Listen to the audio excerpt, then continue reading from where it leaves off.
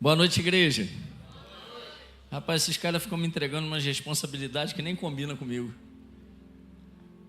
Eu que estou com muita expectativa do que a gente vai ver aqui nessa noite, do que a gente já está vivendo, amém? Eu sei que o Romão passou por aqui. Quem é que estava aqui quando o pastor Roberto Romão pregou? Fazer uma pesquisa aqui para o meu TCC. Quem é que acha que o Romão parece um Teletubby? Só eu? Ele anda assim. Você também achou? Romão é amigo, mais de 16 anos, eu posso brincar. Eu fiquei constrangido hoje, pessoal. Quando eu cheguei, o pastor Fernando estava me esperando na porta. Aí já tinha ele falado onde eu ia estacionar o carro. Quando eu desci, que eu olhei para ele, eu vi essa camisa da Enzo, eu vi esse sapato que pega barata no canto da parede. Eu falei, eu vou voltar em casa e trocar de roupa, porque eu não sou digno de pregar, não.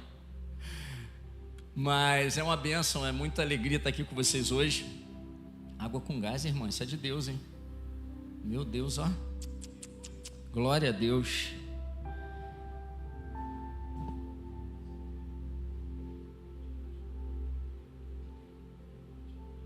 Ah, você quer que eu já Ah, então tá bom. Já me explorando aqui de vez, ó. Tá bom. O pastor falou pra gente fazer esse momento de oferta, dízimos e ofertas agora. E a gente vai emendar na palavra então. Amém? E sobre dízimos e ofertas, não estava previsto aqui, mas a gente sempre tem uma palavra sobre dízimos e ofertas, porque são princípios bíblicos. Então não tem como você viver Bíblia, viver a palavra e não ter o que falar sobre princípios, amém? Lá na Dunamis a gente costuma ensinar que dízimos e ofertas é um princípio bíblico que contém mais alguns princípios. E aí eu queria que você repetisse comigo: amor, alegria, fé, fidelidade, obediência. Amor, alegria, fé, fidelidade e obediência. A gente criou até uma fórmula lá, Fernando. É A2F2O. Fórmula de dízimos e ofertas: alegria, amor, fidelidade, fé e obediência. A elevado a 2, F elevado a 2 e O. Vocês entenderam? Por quê? Porque a gente aprende que dizimar e ofertar deve ser com alegria. Deus ama o que dá com alegria. A gente aprende que é um ato de amor, porque quando eu dizimo e quando eu oferto, eu estou demonstrando meu amor pela obra de Deus, estou demonstrando meu amor a Deus, onde eu tiro as primícias, dizimo, entrego primeiro a Ele, devolvo a Ele aquilo que Ele me deu. E eu também estou demonstrando amor pelos irmãos que vão ser alcançados com os projetos sociais da igreja, com a ação social, com todos os projetos, com as classes que a igreja tem para abençoar o ensino, que provém todos esses custos de quê? Dos dízimos e ofertas, sim ou não? Eu também estou demonstrando minha fé, porque dizimar é um ato de fé, irmãos, sim ou não? Eu estou demonstrando minha fidelidade a Deus, porque dizimar e ofertar é fidelidade. E sobretudo, eu estou demonstrando a minha obediência.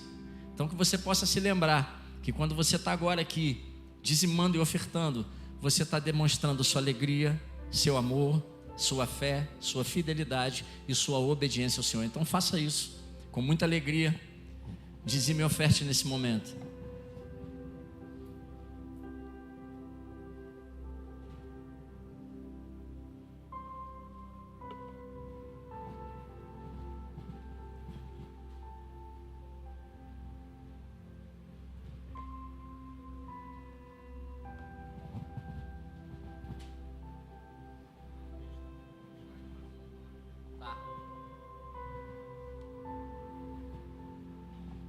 Pegar o óculos aqui, porque uma hora chega, né? 51 já. Está precisando, né, pastor? Hã? Tá com 51 também? Chego lá. Quem é flamenguista aí, irmão? Só para uma pesquisa aqui. Só. Foi rapidinho, calma, não precisa. Não vai deixar eu voltar aqui mais. Foi só para pesquisa rápida. Parabéns, flamenguistas, pelo nosso título hoje. Amém? Lá na Dunamis, se não for, nem passa no curso Novos Membros. Né? Não precisa nem passar. Amém? Vamos orar pelos dízimos e ofertas? Pai, em nome de Jesus, eu quero te agradecer pelo coração abençoador dos teus filhos e filhas que nesse momento ofertaram, dizimaram. Eu quero te agradecer por cada um que cumpriu esse ato de amor, de alegria, de fé, de fidelidade, de obediência, esse princípio bíblico, que o Senhor possa continuar derramando sobre a vida deles, que eles possam ser abençoados e abençoadores a cada dia, Senhor. Em nome de Jesus, amém. Queridos, eu estou muito feliz de estar aqui. Fernando é um amigo que me foi apresentado pelo Romão, e através do Fernando eu conheci o pastor Roberto também, que eu já considero um amigo. A gente teve 2 encontros, né? Mas sabe aqueles encontros que você tem, parece que você já conhece a pessoa há trocentos anos, né? Eu me senti assim contigo, irmão. Então, que a gente possa ter outros e continue sendo dessa forma. Já aprendi tanto com esse homem. Quem aqui já aprendeu com o pastor Roberto? Ele tem muito para derramar ainda sobre a tua vida. Você crê nisso? Já aprendi demais com ele, as poucas vezes que a gente esteve junto. E Fernando é uma bênção, né? Essa carinha, ninguém dá nada por ele quando ele chega. Você olha assim, não dá nada. Mas é muita unção derramada. Deus continue te abençoando. Meu irmão, obrigado pelo convite de vocês dois. Obrigado pela confiança. Eu espero que eu volte. Eu queria te convidar a abrir sua Bíblia em Romanos 5. Quando o pastor Fernando me passou o tema do mês do ensino, Evangelho que Transforma, ele me passou sobre o que eu iria falar nessa noite, e seria a graça como dom de Deus. E ele me passou o texto de Romanos também, e eu fui estudar o texto, que eu já tinha ministrado algumas vezes nesse texto, Romanos 5, e eu fui destrinchando o texto, o Espírito Santo foi falando comigo, eu comecei a construir uma palavra com o Espírito Santo ali para ministrar essa noite. E no meio da introdução da palavra, o Espírito Santo mudou tudo. Na sexta-feira, na quinta noite, aí na sexta eu liguei para o Fernando e falei: Fernando, eu estava com uma palavra aqui maravilhosa, mas eu vou ter que guardá-la para outro dia. E vocês vão entender por quê. Amém? Mas eu queria ler esse texto com vocês, porque esse texto é muito rico. Então eu queria que você lesse comigo Romanos 5, de 17 a 21. Eu vou ler aqui pela minha versão, que é a NVI. Você pode acompanhar pela sua. Diz assim a palavra do Senhor: se pela transgressão de um só a morte reinou por meio dele, muito mais aqueles que recebem de Deus a imensa provisão da graça e a dádiva da justiça reinarão em vida por meio de um único homem, Jesus Cristo. Paulo aqui está falando da transgressão de um só, aonde a morte entrou, ou seja, através do pecado de quem? Qual homem que ele está falando aqui? Eu gosto que vocês me ajudem a pregar, amém? Ele está falando de Adão. E aí ele vem fazendo esse comparativo, esse paralelo entre o pecado entrar no mundo, a morte entrar no mundo através do pecado de Adão, e a vida eterna nos alcançar através da graça redentora de Cristo Jesus. Você está entendendo? Diga amém. Versículo 18: consequentemente, assim como uma só transgressão resultou na condenação de todos os homens, porque nós vamos entender que através do pecado original, do pecado de Adão, nós recebemos a herança pecaminosa imputada na humanidade, amém? Assim como a sua transgressão resultou na condenação de todos os homens, assim também um só ato de justiça resultou na justificação que traz vida a todos os homens. Justificação já foi ministrado aqui, né? E muito bem ministrado. Versículo 19: logo assim como por meio da desobediência de um só homem muitos foram feitos pecadores, assim também por meio da obediência de um único homem, Jesus, muitos serão feitos justos, e justos diante de Deus. Versículo 20: a lei foi introduzida para que a transgressão ou o pecado fosse ressaltado, ou seja, para que nos lembrássemos do pecado, para que entendêssemos o preço do pecado. Mas onde aumentou, em algumas versões, onde abundou o pecado, transbordou ou superabundou a graça de Deus. E versículo 21, a fim de que, assim como o pecado reinou na morte, também a graça reine pela justiça para conceder vida eterna mediante Jesus Cristo, nosso Senhor. Amém? Queridos, nós vivemos num mundo onde muitas pessoas acreditam que nunca poderão mudar. Quantos aqui conhecem alguém que você já tentou aconselhar, que você já tentou resgatar talvez, ou você mesmo já possa ter passado por isso, e você já ouviu a frase: isso não vai mudar, eu não consigo mudar, eu não consigo abandonar isso. Ou então alguém que é casado e está tendo algum problema no casamento fala: não, ele não vai mudar, ela não vai mudar. Quantos aqui já ouviram isso? A gente costuma chamar isso, Fernando, eu não sei você lá na Flow, mas lá em casa, Odilene, a gente chama isso de síndrome da Gabriela. Eu nasci assim, eu vou viver assim e vou morrer assim. Quem já ouviu falar sobre isso? É a síndrome da Gabriela. Eu sou assim mesmo. Não consigo. Não, o mundo é assim mesmo. As pessoas são assim mesmo. O peso do pecado, as frustrações do presente, os erros ou derrotas do passado e até a dureza do coração fazem muitos pensarem que já não há mais esperança. Às vezes para si mesmo, às vezes para o outro e às vezes até para o mundo. Que esse mundo é assim mesmo, que nada vai mudar, que eles não podem mudar. Mas aqueles que têm Jesus como Senhor e Salvador de suas vidas não são regidos por esse mundo. O próprio Jesus fala isso. Lá em João 17, versículos de 13 a 18, ele diz: agora vou para ti, mas digo essas coisas enquanto ainda estou no mundo, para que eles tenham a plenitude da minha alegria. Aqui é Jesus falando com quem? Com Deus Pai.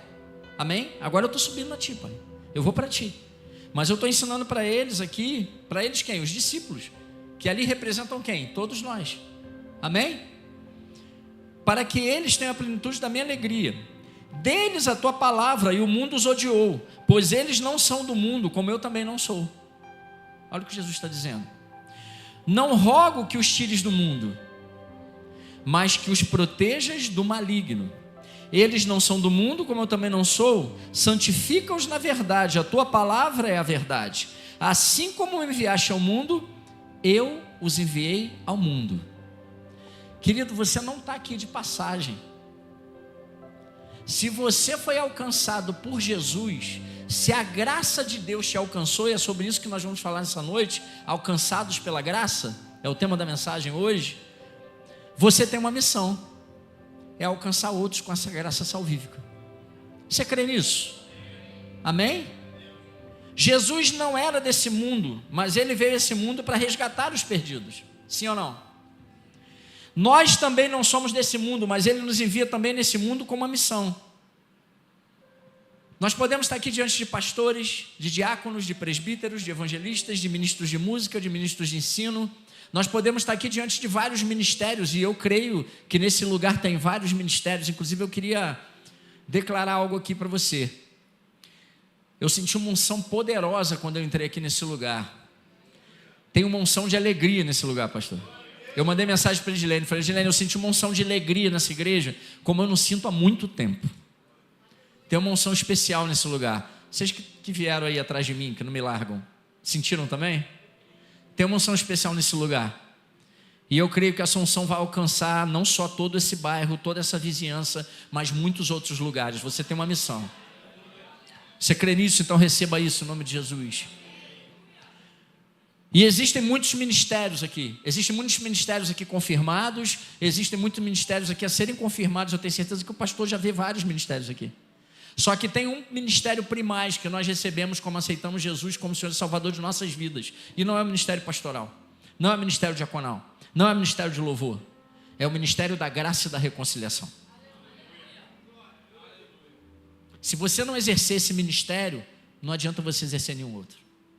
Você é um ministro da graça, você é um ministro da reconciliação. Fala para quem está do teu lado: você é um ministro da graça e da reconciliação. Essa é a sua responsabilidade, querido. Essa é a sua responsabilidade, querido. Se você um dia foi alcançado por essa graça, você tem a responsabilidade de alcançar outros. Amém? Esse é o evangelho que transforma. Há solução para o pecado, para a morte e para as justiças desse mundo. E essa solução é a graça redentora em Cristo Jesus. Esse é o evangelho do reino. Esse é o evangelho da graça. O apóstolo Paulo, nesse texto de Romanos 5, e a gente leu dos versículos 17 a 21, nos mostra que a graça de Deus tem um poder transformador, capaz de mudar vidas, restaurar corações e nos dar um novo destino. Quantos aqui tiveram suas vidas mudadas pela graça de Deus? Quantos aqui tiveram um novo destino em Deus? Eu também tive. A vida que eu tenho hoje, minha família, meu ministério, minhas finanças, minha saúde, tudo é fruto da graça restauradora de Cristo na minha vida. Sem Ele, nada seria possível. E quando falamos em graça, a gente logo se lembra dos textos de Paulo. Sim ou não? Tanto que a gente está falando em Romanos, explorando Romanos. Tem Efésios também, que fala algumas coisas. A gente sempre se lembra muito mais do Novo Testamento, porque a gente passa a ouvir sobre graça com mais intensidade, ou a meditar mais sobre graça, através de Jesus, sim ou não?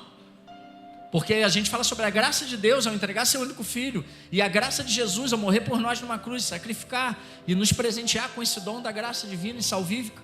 Então é natural. E bem verdade é que não costumamos ver muitas meditações ou explicações sobre graça no Antigo Testamento. Não é? A gente quase não vê. Alguns mais audaciosos, pastor, para não falar hereges, costumam dizer que o Antigo Testamento é para o tempo da lei, e o Novo Testamento é para o tempo da graça. Não é assim que funciona. Eu quero te convidar a refletir comigo hoje, embora a gente tenha lido esse texto de Romanos, e é o texto que introduziu a mensagem, num texto do Antigo Testamento que é um exemplo da graça de Deus sobre nossas vidas. E é lá que a gente vai aprender um pouquinho, 3 lições de como a graça nos alcança e o que acontece quando a graça nos alcança. Abra a tua Bíblia em 2 Samuel 9. A gente vai falar sobre esse texto que fala da graça e do favor de Deus e aponta para Cristo. Nós vamos refletir e aprender com a história do rei Davi e Mefibosete. Quantos aqui conhecem essa história? Eu quero que você preste atenção, porque o Espírito Santo quer te ensinar nessa noite, porque Ele quer que você seja esse agente de transformação e de derramar da graça de Deus na vida de outras pessoas. E se você está aqui nessa noite, visitando, entrou aqui e ainda não foi alcançado por essa graça, ela vai te alcançar nessa noite em nome de Jesus. Diz assim a palavra do Senhor, 2 Samuel 9, a gente vai ler dos versículos 1 ao 13. Certa ocasião, Davi perguntou: resta ainda alguém da família de Saul a quem eu possa mostrar lealdade? Em algumas versões, essa palavra lealdade está como bondade. E bondade, no hebraico aqui, que é como foi escrito esse texto, é chesed, que significa benignidade, fidelidade, mesmo em meio à reprovação e vergonha. Amém? Pega esse código aí, como fala o Fernando. Alguém que eu possa mostrar lealdade ou bondade, mesmo em meio à reprovação e vergonha, traduzindo, por causa da minha amizade com Jonatas, diz Davi. Jonatas era o filho de Saul, com quem Davi fez uma aliança. Versículo 2: então chamaram Ziba, um dos servos de Saul, para apresentar-se a Davi. E o rei lhe perguntou: você é Ziba? Sou o teu servo, respondeu ele. Versículo 3: perguntou-lhe Davi: resta ainda alguém da família de Saul a quem eu possa mostrar lealdade, bondade de Deus? Respondeu Ziba: ainda há um filho de Jonatas, aleijado dos pés. Versículo 4: onde está ele? Perguntou o rei Ziba. Perguntou o rei. Ziba respondeu: na casa de Maqui, filho de Amiel, em Lodebar. Então o rei Davi mandou trazê-lo de Lodebar. Quando Mefibosete, filho de Jonatas e neto de Saul, compareceu diante de Davi, prostrou-se, rosto em terra. Mefibosete? Perguntou Davi. Ele respondeu: sim, sou teu servo. Versículo 7: não tenha medo, disse-lhe Davi, pois é certo que eu tratarei com bondade por causa de minha amizade ou aliança com Jonatas, seu pai. Vou devolver-lhe todas as terras que pertenciam a seu avô Saul, e você comerá sempre a minha mesa. Versículo 8: Mefibosete prostrou-se e disse: quem é teu servo para que te preocupes com um cão morto como eu? Então o rei convocou Ziba e disse-lhe: devolvi ao neto de Saul, seu senhor, tudo que pertencia a ele e à família dele. Você, seus filhos e seus servos cultivarão a terra para ele. Você trará colheita para que haja provisões na casa do neto de seu senhor. Mas Mefibosete comerá sempre à minha mesa. Ziba tinha 15 filhos e 20 servos. Versículo 11: então Ziba disse ao rei: o teu servo fará tudo o que o rei, meu senhor, ordenou. Assim Mefibosete passou a comer à mesa de Davi como se fosse um dos seus filhos. Versículo 12, Mefibosete tinha um filho ainda jovem chamado Mica, e todos os que moravam na casa de Ziba tornaram-se servos de Mefibosete. Versículo 13, então Mefibosete foi morar em Jerusalém. Foi morar onde? Jerusalém. Pois passou a comer sempre à mesa do rei. E finalizando, e era aleijado dos pés. Quantos aqui conhecem a história de Mefibosete? Mefibosete, filho de Jonatas, neto de Saul. Ele ficou deficiente porque a sua babá, ou sua ama, como chamavam na época, fugiu com ele, depois que Saul foi morto numa batalha contra os filisteus.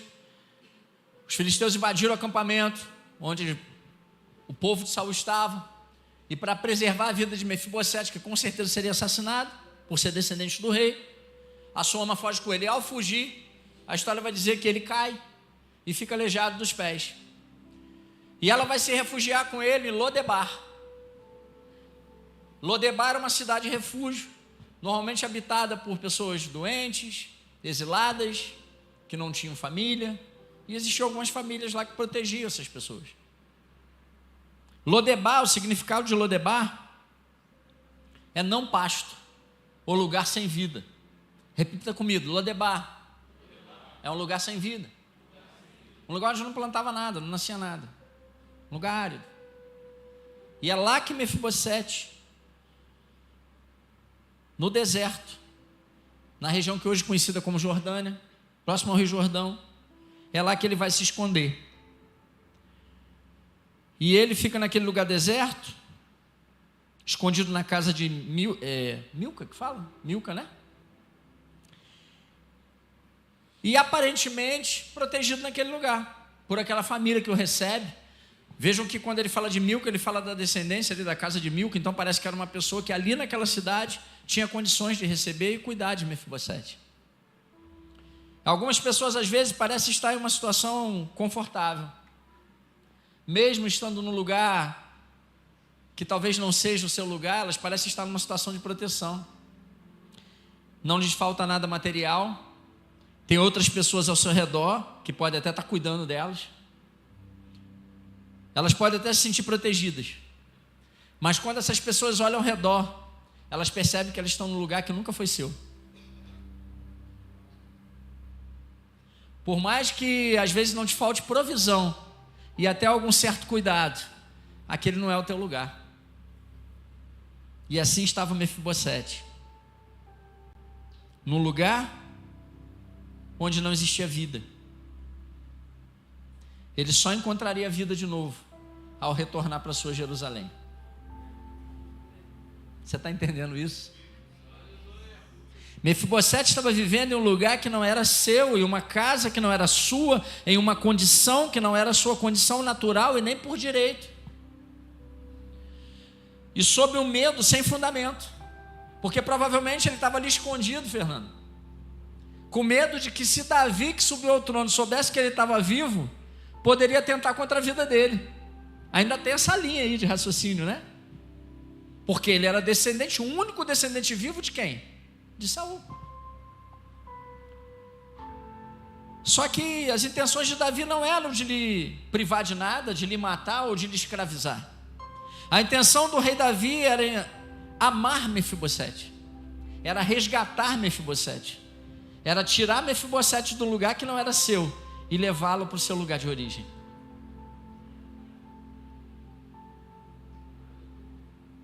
Você está entendendo isso espiritualmente? E Davi não queria nada em troca por isso. Ele já tinha um trono, ele já era o rei. Davi estava fazendo tudo isso de graça e pela graça. O texto fala que ele queria demonstrar a bondade de Deus na vida de Mefibosete, a graça de Deus na vida de Mefibosete. A bondade e amor de Davi para com Mefibosete, ao adotá-lo como filho, aponta aqui para a graça de Deus, e pode ser comparada com a bondade e amor de Deus Pai, quando entregou Jesus por nós, nos procurando, nos resgatando e ainda nos procurando hoje, nos resgatando hoje todos os dias.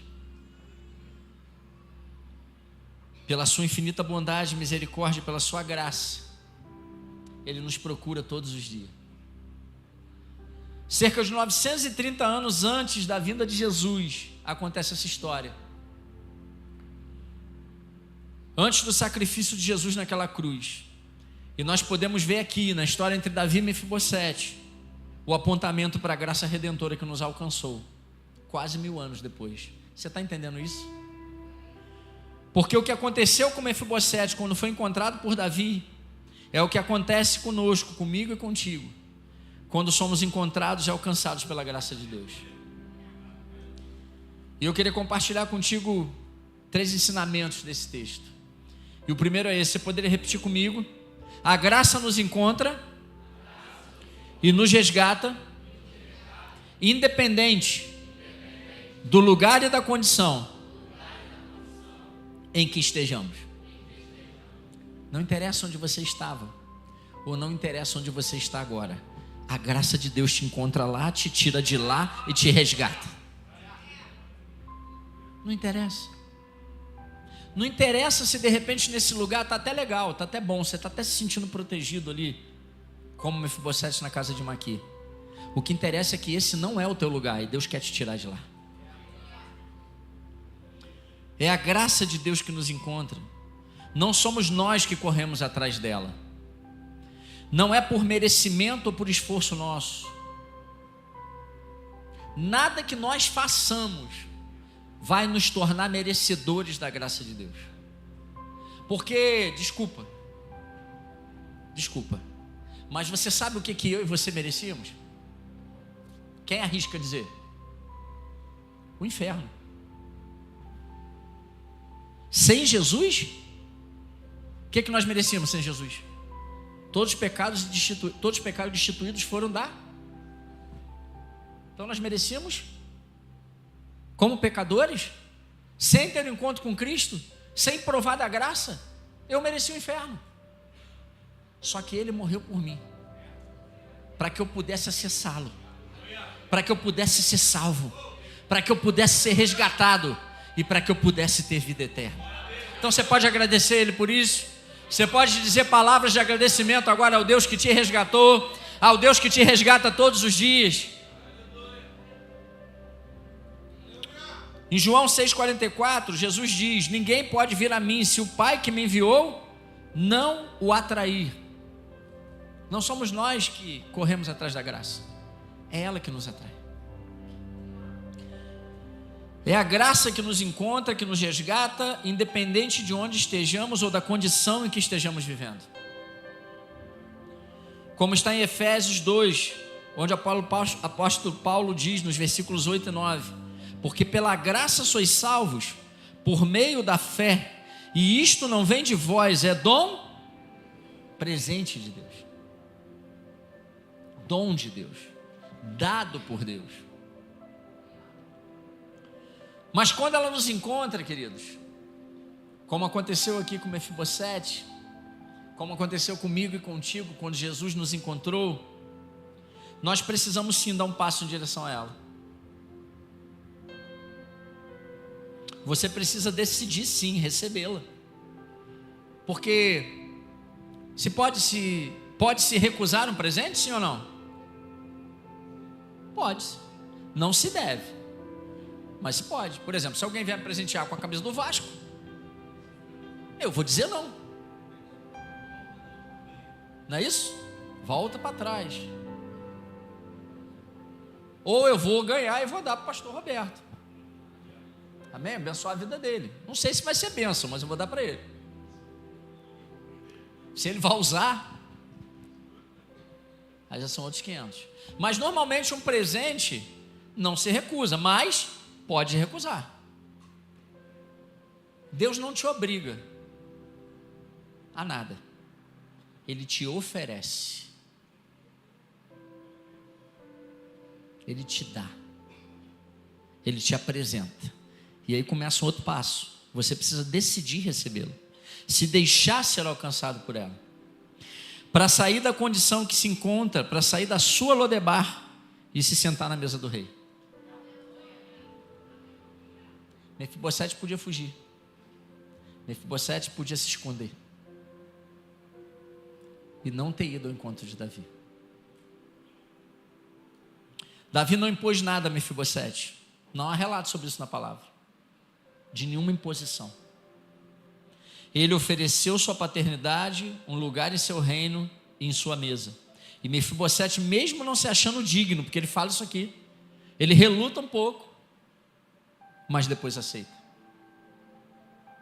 É a graça que te alcança, mas quando ela chega e você percebe a sua chegada, é você quem precisa decidir dar um passo em direção a ela, para receber tudo que Deus tem para você. E quando ela te alcança, quando a graça te alcança, querido, o coração bate mais forte, a boca fica seca, você começa a se tremer, parece que tem alguma coisa te impulsionando, né, pastor? Te empurrando. É o Espírito Santo de Deus. Não resista. Não resista. Às vezes você até se prostra, assim como Mefibosete fez aqui no texto, diante da graça de Deus, diante do peso da glória. E você cai nos braços do Pai, nos braços de amor do Pai, se senta à mesa do rei, ou volta a se sentar nela, porque Mefibosete já tinha se sentado nessa mesa. Ele era descendente do rei. Você agora não é mais um exilado em terra estranha, mas assim como o filho pródigo na parábola lá em Lucas 15, quem conhece essa história? Você está de volta para a casa do teu pai. Essa é a graça que nos encontra e nos resgata todos os dias. Deus, ao longo da história aqui na Bíblia, Ele sempre deu o primeiro passo. Ele sempre fez questão de ir até o homem. Sim ou não? Com Adão, com Noé, com Abraão, com o próprio Davi, com Moisés. Foi Deus que foi até essas pessoas, sim ou não? Revelar um propósito, um chamado, uma missão, tirá-los de onde eles estavam, dar-lhes nova vida, novo caminho, nova direção. Depois do Novo Testamento, com os apóstolos, com os discípulos, através de Jesus, Deus continua indo até Pedro, até Paulo, até Mateus, até João. Sim ou não? E ainda é assim comigo, com você hoje. Deus nos busca todos os dias. A pergunta é: nós temos buscado a Ele todos os dias? Nós estamos nos assentando a essa mesa do banquete todos os dias, que é posta para nós? Nós estamos participando da graça de Deus, que é oferecida todos os dias? Ou nós temos interrompido o fluxo da graça em nossas vidas? Mefibosete provavelmente sabia da amizade de Davi com seu pai, sabia que ele era o rei em Jerusalém. Quanto sofrimento e dor Mefibosete poderia ter evitado se fosse o encontro de Davi antes? Imaginando que Davi poderia honrar a aliança com Jonatas, mas provavelmente por medo, ou talvez por ouvir conselhos de outras pessoas que tinham medo, ou talvez pessoas que não queriam que ele saísse de onde estava. Não, fica aqui com a gente, você está guardado, você está protegido. Talvez por isso ele não deu esse passo, não tomou essa decisão, não teve essa atitude.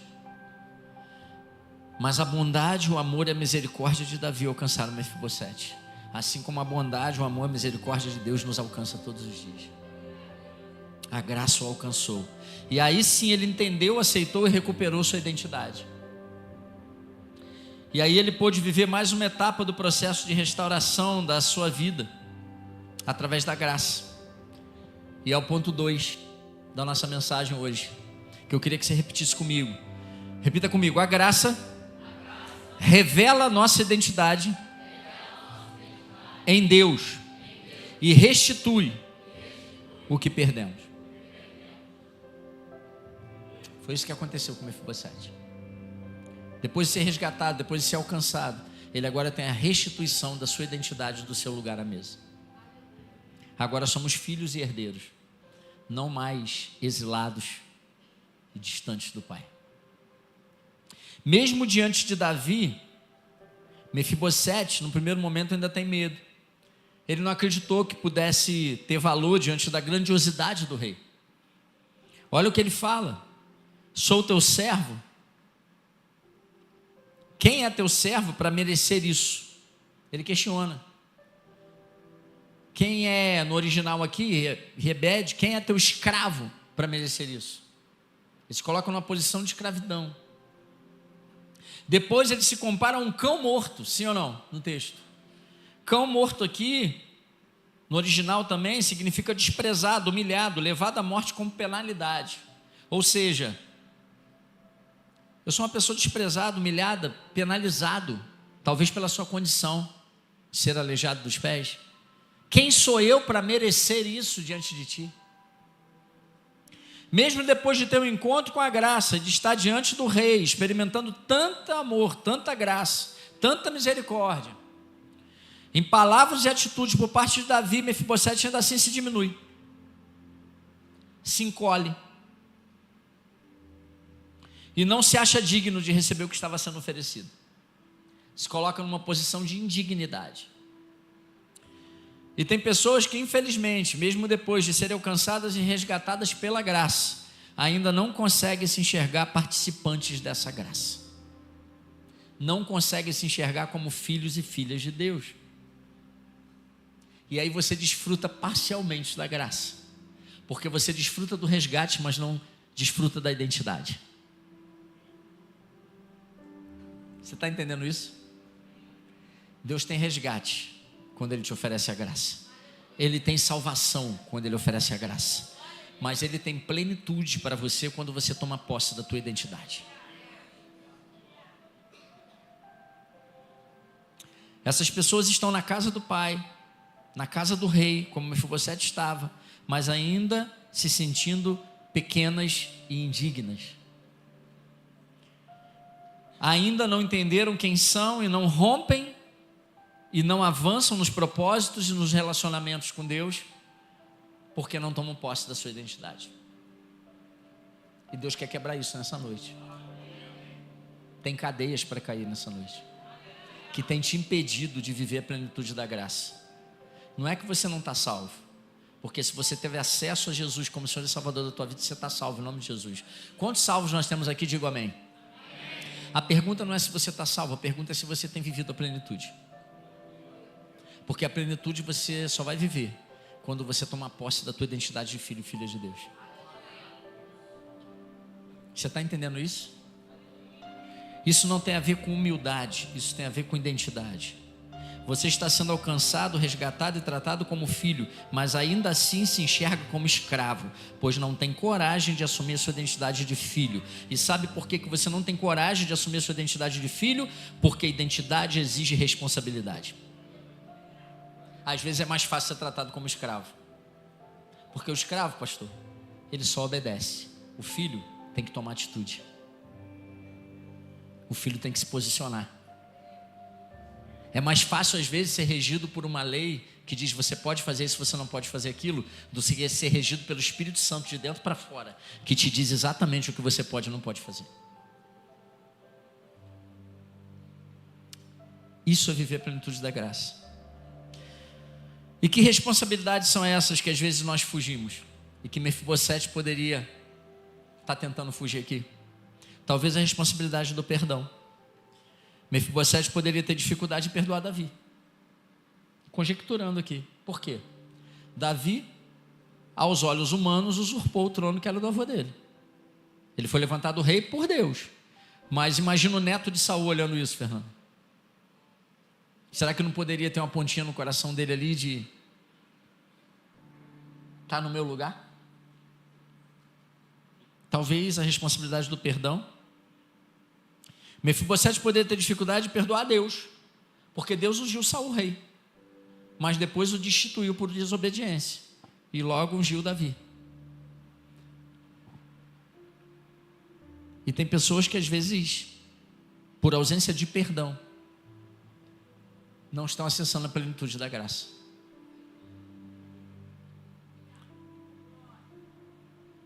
Talvez a posição de escravo em que Mefibosete se colocara nesse momento, fosse mais fácil.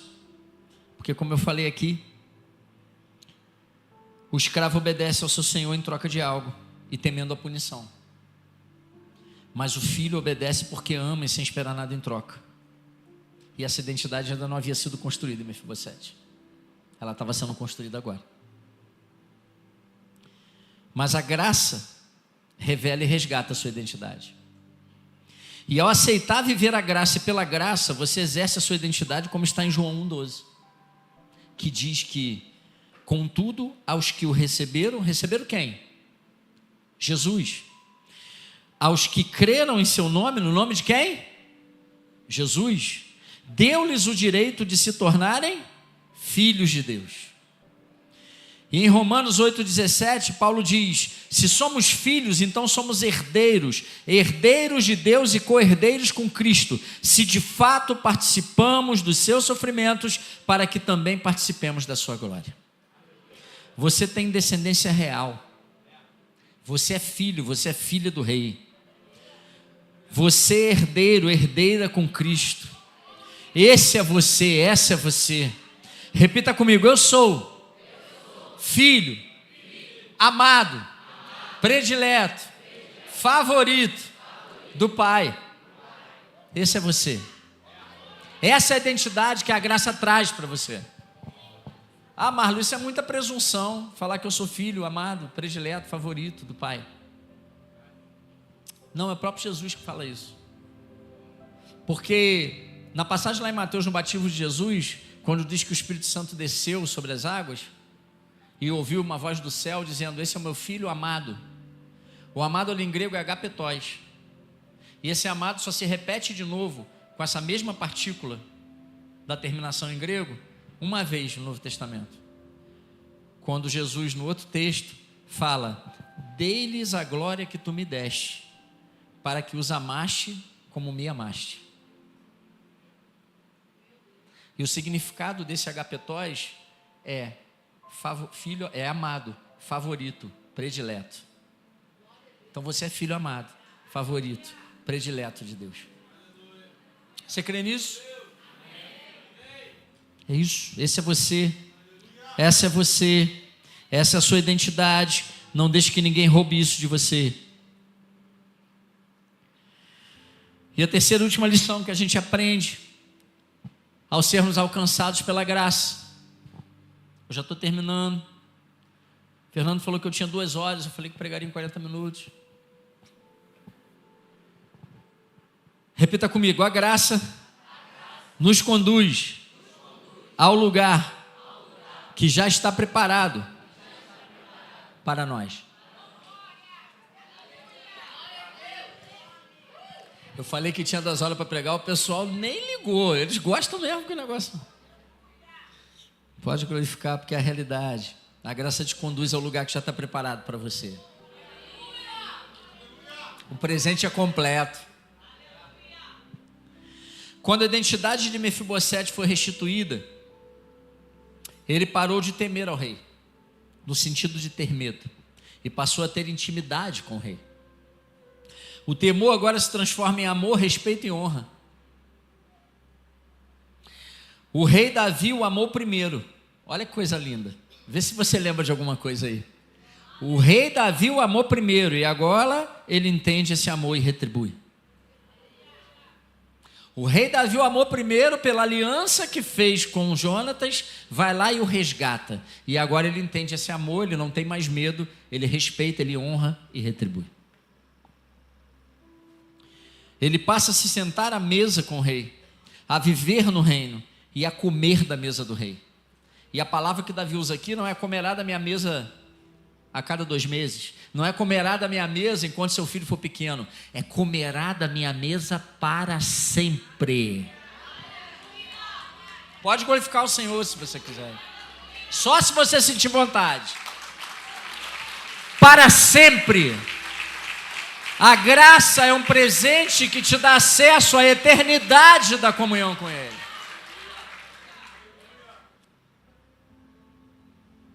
A sua autoestima, a sua paz, a sua segurança, até mesmo a sua coragem, sua vontade de viver agora são restituídas.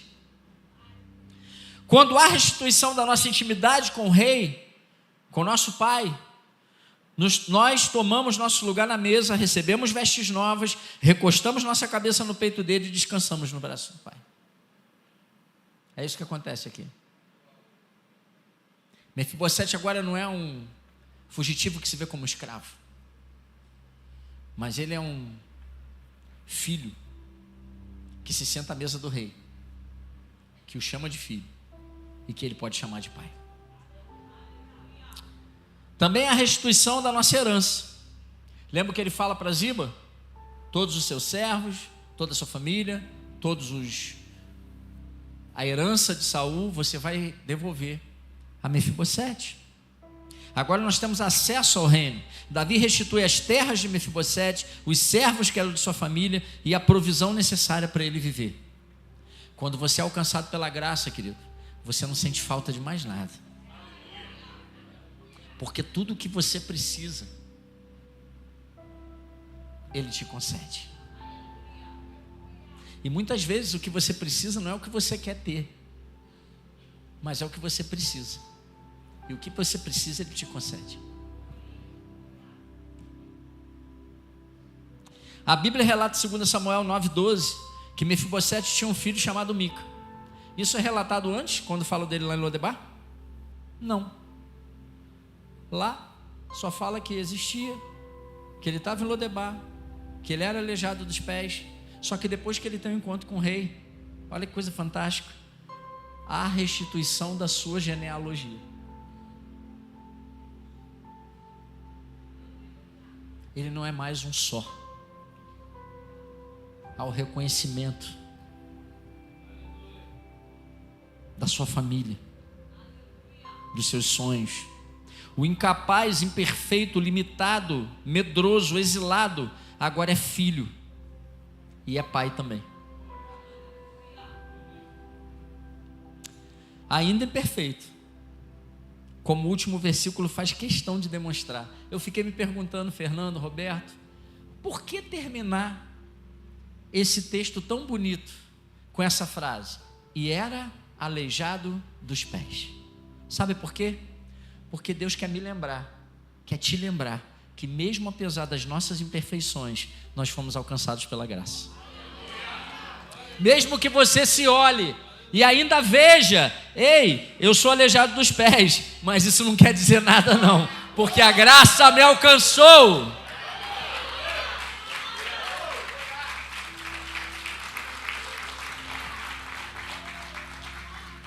É isso que a graça faz.